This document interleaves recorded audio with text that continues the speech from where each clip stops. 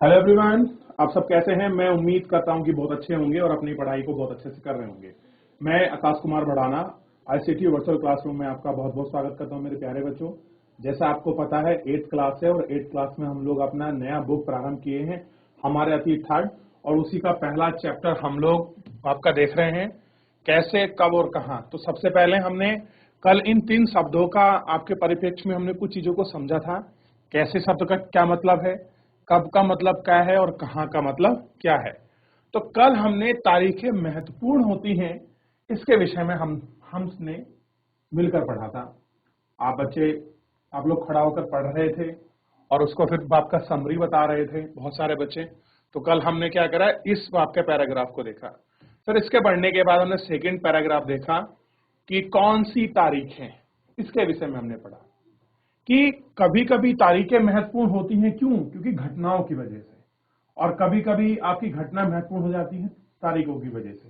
तो इन सभी चीजों को हम लोग एक एक करके हमने इसमें देखा और इस पर हम लोग बात कर रहे थे। तो आज बेसिकली हम लोग जो पढ़ेंगे, हम अवधि कैसे तय करते हैं, ठीक है, इसके विषय में हम लोग बाप का देखेंगे। चलिए, तो सबसे पहले कुछ चीजें आपकी छूट गई थी, जैसे कि जो आपके चित्र दिए गए थे इनको एक्सप्लेन करना था, इनको भी पढ़ेंगे। और मैं फिर कहूंगा बच्चों से, जिस तरह हम लोग कल सब आपस में मिलजुल कर पढ़ रहे थे, आप लोग माइक लेकर पढ़ रहे थे, फिर उसको आप उसका सॉल्यूशन कर रहे थे, उसको समझा रहे थे कि सर इस प्रकार से है, तो आज का भी यही सिलसिला रहेगा हमारा। तो जो बच्चे अभी अपनी क्लासों में खड़े हैं, मैं सबसे अनुरोध करूंगा कि कृपया बैठ जाएं शांति से, और बैठने के पश्चात अपनी बुक निकाल लें और चैप्टर को देखिएगा आप लोग। चलिए, हम इतने, थोड़ा सा कुछ बचा हुआ है बीच का, हम लोग उनको पढ़ लेते हैं। अब एक चित्र दिया गया है, आप इस चित्र को देखिएगा। देख लिया आप लोगों ने? इसके बाद देखिए, ये कौन है? ये हैं वॉरेन हेस्टिंग।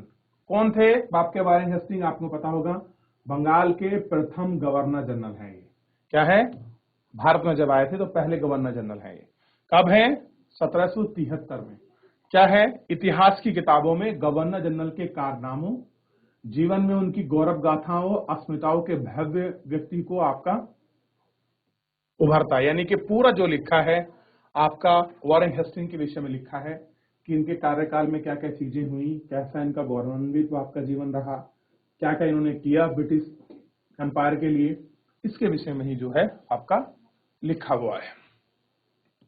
दूसरा देख लीजिए, इसी में सबसे पहले देखिए, एक चित्र हमको दिखाई दे रहा है, गौर कर कर इस पर आप लोग देखिए, फिर हम लोग इसके साथ जो है चैप्टर में आगे बढ़ेंगे और इनको आगे बढ़ के एक एक करके हम इन सारी चीजों पर ध्यान देंगे। देखिए, विज्ञापनों से पसंद नापसंद तय होती है। कह रहे जो आपके विज्ञापन होते हैं, हम उनसे कोई चीज हमको पसंद आती है कि नहीं पसंद आती है, ये भी हम लोग आपका तय कर लेते हैं। पुराने विज्ञापनों में से हम यह समझने में मदद मिलती है कि नए उत्पादों के लिए बाजार किस तरह से तैयार हो। आपको नया प्रोडक्ट लेके आ रहे हैं तो उसके लिए बाजार कैसे तैयार करें। आप देखते होंगे कि आपका टीवी पर, यूट्यूब पर, न्यूज में, हर जगह क्या होता है, अखबारों में विज्ञापन दिए होते हैं, और कोई आपका फिल्म स्टार, कोई खेल जगत का प्राणी, कोई किसी न किसी आपका फेमस पर्सनैलिटी क्या करती है, उन प्रोडक्ट को आपका बेचने के लिए उनका दिखाती है, वहां उसके विज्ञापन देती है। क्लियर है? अब कह रहे हैं किस तरह से रुचि आपकी चलाई जाए। 1922 में लिप्टन चाय में आपका तैयार किया गया था विज्ञापन। इस बात को संकेत करता है कि दुनिया भर के शाही लोग चाय पीते हैं। पहले क्या दिखाया गया था 1922 में, कि जो लोग शाही हैं, रॉयल लोग, वो चाय पीते हैं। इस तस्वीर के पीछे एक तरफ एक भारतीय महल दिखाई दे रहा है, जबकि आगे हिस्से में ब्रिटेन की महारानी विक्टोरिया का तीसरा बेटा राजकुमार अर्थ घोड़े पर बैठा हुआ। राजकुमार अर्थ को ड्यूक ऑफ काउंट की पदवी दी गई है। अब देखिए, ये बैठे हैं और इसको दिखा रहे हैं, और ये टी का एड है, ये देखिए, देख रहे हैं, world famous over the world. चलिए, तो ये पहले आपका विज्ञापनों के विषय में था। अब ये तो हमने ना पढ़ लिया, वापस हम लोग देखते हैं जहां से हमको मेन पढ़ना है, और जो मेन चीजें हैं जिन पर हमको गौर करके ध्यान देना है, वो चीजें हैं ये। देखिए, ध्यान दें आप, हम अवधियां कैसे तय करते हैं? 1817 में स्कॉटलैंड के अर्थशास्त्री ने, राजनीतिक दार्शनिक जेम्स मिल ने 3 विशाल खंडों वाली आ हिस्ट्री ऑफ ब्रिटिश इंडिया यानी कि ब्रिटिश भारत का इतिहास नामक एक किताब लिखी है। कब लिखी है? 1817 में। कहां के हैं? स्कॉटलैंड के। कौन है? अर्थशास्त्री हैं और आपका पॉलिटिकल में आपका दार्शनिक यानी कि फिलोसफर हैं जेम्स मिल। इन्होंने क्या लिखा है? आ हिस्ट्री ऑफ ब्रिटिश इंडिया लिखी है। ब्रिटिश इंडिया का, भारत का इतिहास लिखा है। क्लियर है? इस किताब में इन्होंने भारत के इतिहास को हिंदू, मुस्लिम और ब्रिटिश 3 कालखंडों में डिवाइड किया है। किसमें किया है? हिंदू, मुस्लिम और ब्रिटिश। आप देखोगे जो प्राचीन भारत है ये पूरा हिंदुओं के गौरवान्वित रूप में मिलेगा, और आप मध्यकाल देखोगे तो आपका मुस्लिम जो गौरवान्वित शासक है उनके विषय में, और तीसरा फ्रेज देखोगे तो ये आपको ब्रिटिशरों के जो एम्पायर है उनके उसमें मिलेगा। क्लियर है? तो इस तरह से 3 कालखंड में डिवाइड किया है, निर्धारित किया है। आपको भारतीय इतिहास को समझने के तरीके में कोई समस्या दिखाई देती है? कह रहे हैं कि आप अगर इस तरह से इतिहास को पढ़ते हैं, क्या आपको समस्या दिखाई देती है? बताइए बच्चों, दिखाई देती है तो बताइए, नहीं दिखाई देती तो बताइए। चलिए ध्यान दें। कह रहे हैं कि इतिहास को हम अलग अलग कालखंडों में बांटने की कोशिश क्यों करते हैं? कि ऐसा क्या कारण है कि जितना भी इतिहास पढ़ेंगे हम उसको अलग अलग कालखंडों में, टाइम पीरियड में क्यों डिवाइड करते हैं? ऐसा क्यों है? और आखिर में हम ऐसा करते ही क्यों हैं? इसकी भी क्या कह रहे हैं, इसकी भी एक वजह है। हम एक और तो खासियतों और उनके केंद्र तत्वों को आपके पकड़ने की कोशिश करते हैं कि उस दौर की खासियतें क्या थी, उसके सेंटर के पॉइंट क्या थे। इन्हीं चीज को हम लोग आपका पकड़ने की कोशिश करते हैं। इसलिए ऐसे शब्द महत्वपूर्ण हो जाते हैं जिनके सहारे हम समय को बांटते हैं। ये शब्द अतीत के बारे में हमारे विचार को दर्शाते हैं। वे हमें बताते हैं कि एक अवधि से दूसरी अवधि के बीच बदलाव का महत्व क्या है। क्या कह रहे हैं? एक अवधि से दूसरी अवधि के बीच का जो आपका बदलाव है, उस बदलाव का आपका महत्व क्या है। इस महत्व को समझने का, इसको देखने का, इसको गौर करने का हम लोग बात करते हैं। मील को लगता था कि सारे एशियाई समाज सभ्यता के मामले में यूरोप से पीछे हैं। जेम्स मील क्या कह रहे हैं कि अगर आप यूरोप को देखेंगे और आप एशिया के समाज को देखेंगे तो एशिया का समाज पिछड़ा है किसकी तुलना में? यूरोप के। यानी कि अपने समाज को वो आगे दिखाते हैं, प्रधान दिखाते हैं। इतिहास की उनकी समझदारी यह थी कि भारत में अंग्रेजों के आने से पहले हिंदू और मुसलमान ताना शासकों का ही राज चलता था। अब ये कह रहे हैं कि जब तक आपके ब्रिटिश लोग भारत नहीं आए थे तो 2 ही लोग आपके तानाशाही थे भारत में, एक थे हिंदू और दूसरे थे मुसलमान। क्लियर है? यहां चारों ओर धार्मिक बैर, जातिगत बंधन और अंधविश्वासों का बोलबाला था। क्या कह रहे हैं यहां? जातिगत बैर मतलब दुश्मनी थी आपस में। और कैसे थे? जातिगत आपके बंध थे कि कोई राजपूत है, कोई क्षत्रिय है, कोई ब्राह्मण है, कोई कायस्थ है, इस प्रकार कोई शूद्र है, कोई वैश्य, इस प्रकार के बंध थे। और कह रहे हैं कि क्या था? अंधविश्वास का बोलबाला था। अंधविश्वास कैसे? सती प्रथा, दास प्रथा, ना जाने कितनी सारी ऐसी विकृतियां हमारे समाज में मौजूद थी। कौन कह रहा है? ये जेम्स मिल कह रहा है अपनी बुक में। ठीक, ये हमको ध्यान रखना है। मिल की राय में ब्रिटिश शासन भारत को सभ्यता की राह पर ले जा रहा था। और कह रहे हैं कि जो ब्रिटिश शासन भारत में था वो क्या कर रहा था? भारत को सभ्यता की राह मतलब रास्ते पर ले जा रहा था। कौन ले जा रहा था? ब्रिटिश शासन। कौन बोल रहा है? मिल कह रहा है। ठीक, कि भारत में क्या है? भारत को सभ्यता के रास्ते पर ले जाने के लिए, सही ट्रैक पर ले जाने के लिए जो शासन वर्तमान में है, ब्रिटिशर लोग जो भारत में रह रहे हैं, ये उनको सभ्यता के रास्ते पर ले जा रहे हैं। इस काम के लिए जरूरी था कि भारत में यूरोपीय शिष्टाचार, कला, संस्थानों और कानूनों को लागू किया जाए। अगर आपको लगता है कि इन लोगों को सभ्य बनाना है तो सभ्य बनाने के लिए कुछ तो करना पड़ेगा। जैसे यूरोप में किस प्रकार का शिष्टाचार है, कैसी वहां की आर्ट्स है और कैसे वहां के इंस्टीट्यूशन हैं और कैसे वहां के लॉज हैं, जो कानून हैं, उनको क्या किया जाए, डिट्टो भारत में कॉपी किया जाए, ताकि क्या हो, भारत में आपका शिष्टाचार एक आपका सभ्य समाज बने। उसके लिए यूरोप की शिष्टाचार, यूरोप का कला, यूरोप के संस्थान, इंस्टीट्यूशन, कॉलेज, स्कूल और कानून क्या हो, वो जैसा हो, ताकि भारत को एक सभ्यता के राह पर ले जा सके। ऐसा जेम्स मिल अपनी बुक में कहते हैं। क्लियर है? मिल तो यहां तक का सुझाव दिया है कि अंग्रेजों को भारत में सारे भूभाग पर क्या करना चाहिए, सारे भाग पर अपना कब्जा जो है अपना पूरा कब्जा कर लेना चाहिए, ताकि भारतीय जनता को ज्ञान और सुखी जीवन प्रदान कर सकें। क्या कह रखें?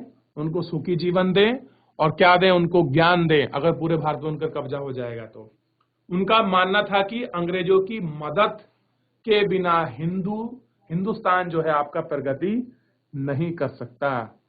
यानी कि जब तक ब्रिटिशर लोग उसकी हेल्प नहीं करेंगे तब तक भारत की, इंडिया की जो आपका गति, मतलब जो आपकी प्रगति है, जो उसका प्रोसेस है, जो उसका डेवलपमेंट है, वो कंप्लीट नहीं होगा। इतिहासकार की इस धारणा में अंग्रेजी शासन प्रगति और सभ्यता का प्रतीक था। कह रहे जिस तरह की उनकी धारणा थी, वो क्या चाह रहे थे कि अंग्रेजी सभ्यता यहाँ पनपे, अंग्रेजी शासन की प्रगति हो, उसका विकास हो, इस तरह की बातों को वो ले रहे थे। अंग्रेजी शासन से पहले सारा अंधकार का दौर था। कह रहे कि जब तक भारत में अंग्रेज नहीं आए थे, पूरे भारत में क्या था, अंधकार का दौर था। क्या इस तरह की धारणा को स्वीकार किया जा सकता है? अब बताइए। अब जेम्स मिल कह रहे हैं कि भारत में क्या था, अंधकार था, और जब ब्रिटिशर लोग यहाँ आ गए हैं तो अंधकार दूर हो गया है। बताइए, क्या इस धारणा से, इस विचार से आप लोग प्रेरित हैं या सही मानते हैं? क्लियर है? तो इस तरह की वो कुछ अपनी धारणा बता रहे हैं। क्या है कि भारत में क्या था, पूरा अंधकार फैला हुआ था, जब तक कौन नहीं आए थे, जब तक अंग्रेज लोगों का आपका शासन यहाँ नहीं आया था। अब देखिए, क्या इतिहास के किसी दौर को हिंदू या मुस्लिम दौर कहा जा सकता है? अब उधर क्या कर रहे हैं, तुरंत एक हमारे सामने क्या लग रहा है, प्रश्न चिन्ह लग रहा है। क्या आपको लगता है कि कोई भारतीय इतिहास में ऐसा दौर भी रहा है जो हिंदू और मुस्लिमों का दौर हो? बताइए, क्या रहा है या नहीं रहा है?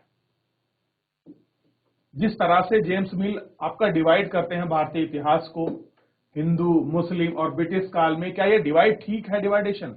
बताइए उनके मुताबिक। अब देखते हैं, क्या इन सारे दौर में कई तरह के धर्म को एक साथ नहीं चलते थे? इस युग को केवल उसी समय के शासकों के धर्म के हिसाब से तय करने की क्या जरूरत थी?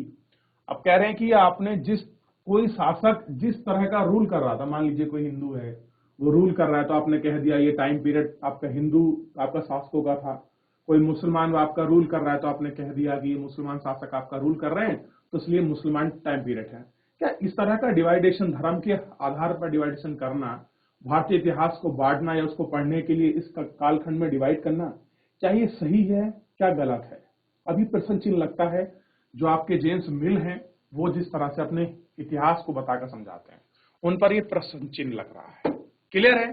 अगर हम ऐसा करते हैं तो इसका मतलब यह कहना चाहते हैं कि औरों के जीवन, औरों के तौर तरीके का कोई महत्व नहीं है।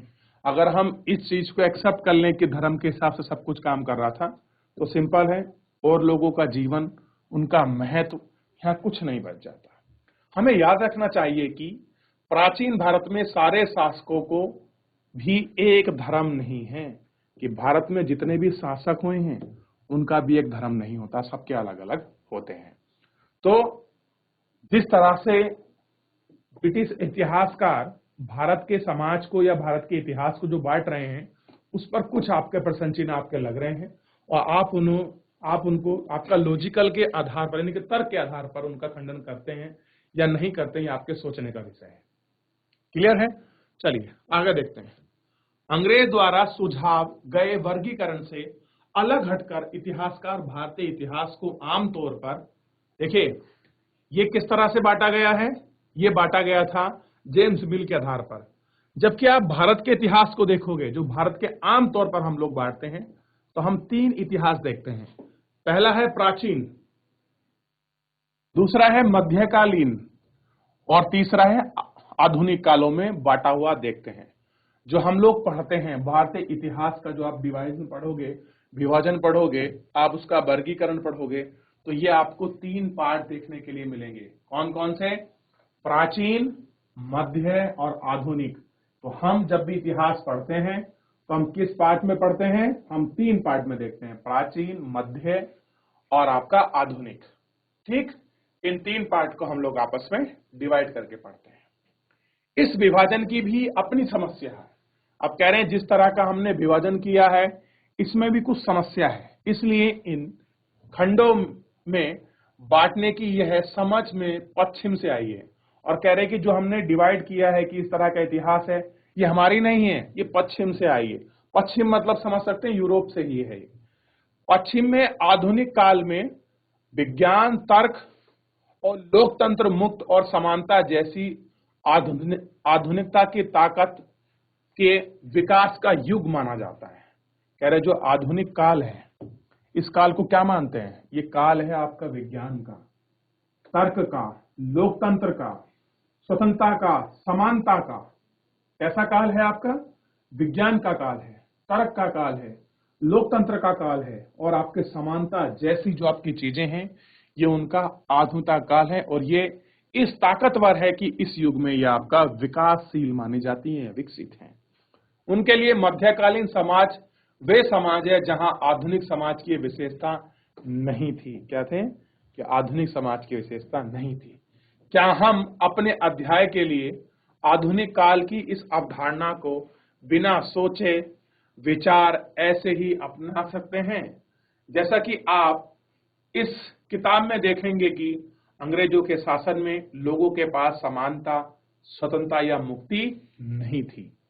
अब अंग्रेजी शासन था, तो अंग्रेजी जो आपका शासन रहा है, तो ना तो इसमें आपका मुक्ति थी, ना आपकी स्वतंत्रता थी और ना ही आपकी समानता थी। इसमें ब्रिटिश आपका शासन में कारण क्या था? जिस तरह का शासन नियम यूरोप के में तो आपका चलता था, अगर हम लोग बात करें ब्रिटेन की, उसका कट पेस्ट कॉपी भारत में नहीं था।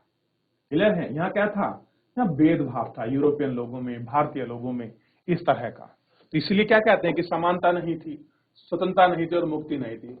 और ना ही यहाँ आर्थिक विकास के प्रगति का दौर था, यानी कि इकोनॉमिकल डेवलपमेंट का यहाँ कोई प्रोसेस नहीं था, कोई नाम निशान आपको देखने के लिए नहीं मिलेगा। जो भी अंग्रेजों ने किया है, सब अपने हित को ध्यान में रखकर ही यहाँ किया है। चाहे उन्होंने स्कूल खोले हों, कॉलेजेस खोले हों, चाहे उन्होंने आपका रेलवे का विकास किया हो, चाहे उन्होंने डाक संचार व्यवस्था को दुरुस्त बनाया हो, चाहे उन्होंने न्यायालयों की स्थापना किया हो, चाहे उन्हें आपके पुलिस थाने बनाए हों, चाहे उन्होंने आपका राजस्व प्रणाली आपने विकसित की हो, चाहे उन्होंने आपका जो फौजदारी वाले आपके मुकदमे जो मामले हैं कोर्ट स्टेबल किए, तो सब में कहीं ना कहीं उन्होंने अपने हितों को ध्यान में रखकर इन सारी चीजों को किया है। तो हमने इतिहासकार जेम्स मिल और भारतीय इतिहास में किस तरह का डिवाइड है, उनके विचार को पढ़ा, उन विचारों पर अपना जो है अपना प्रश्न चिन्ह लगाया, फिर उसको समझने का प्रयास किया।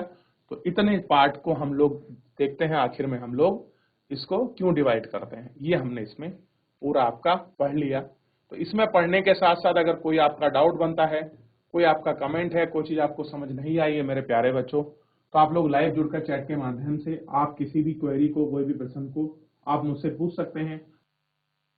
देख लिया आप लोगों ने? चलिए आगे बढ़ जाते हैं। अब कह रहे हैं कि जितना भी दौर आपने पढ़ा है जहां पर ब्रिटिशर लोग शासन कर रहे थे, तो बहुत सारे जो इतिहासकार हैं, उन इतिहासकारों ने अंग्रेजी जो युग है इतिहास में, इसको क्या कहा है? औपनिवेशिक युग।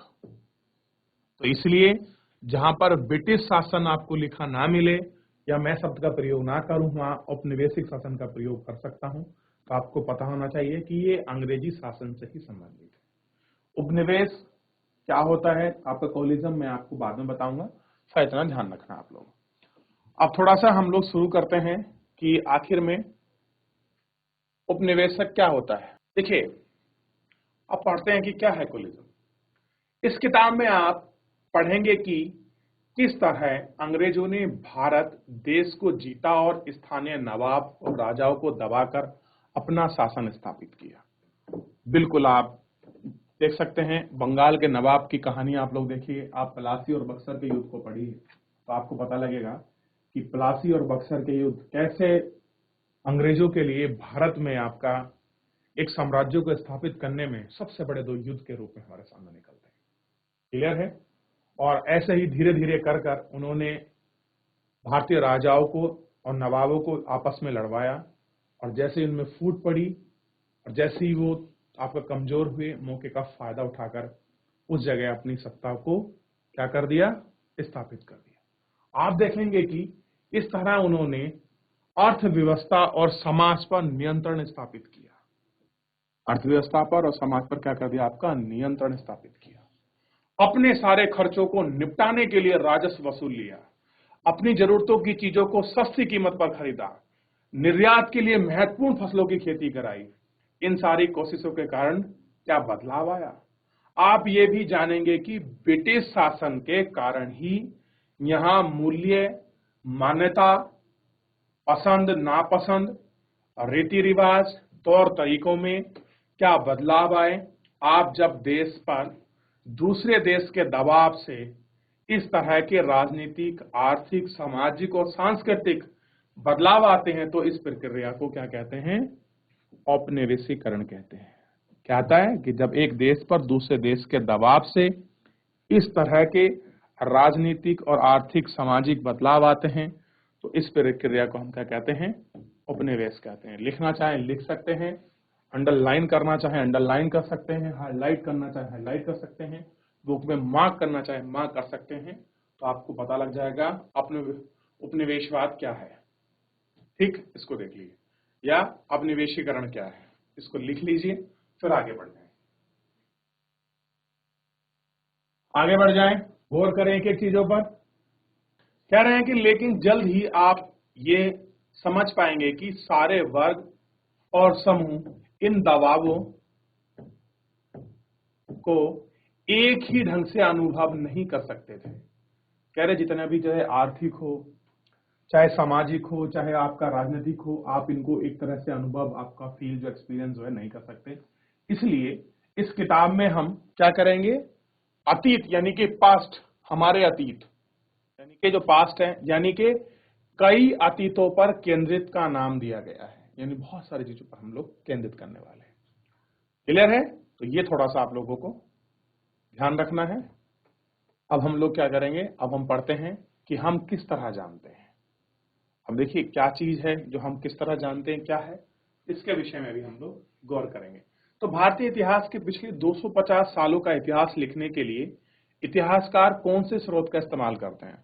अब कह रहे हैं कि जो पिछले 250 सालों में जो हमने इतिहास लिखा गया है, इसमें कौन से ऐसे स्रोत हैं, किन स्रोतों का इस्तेमाल किया गया है, इन चीजों को हमको देखना है। तो क्या है, प्रशासन अभिलेख तैयार करता है। कह रहे जो प्रशासन है वो क्या करता है, अभिलेख को तैयार करता है।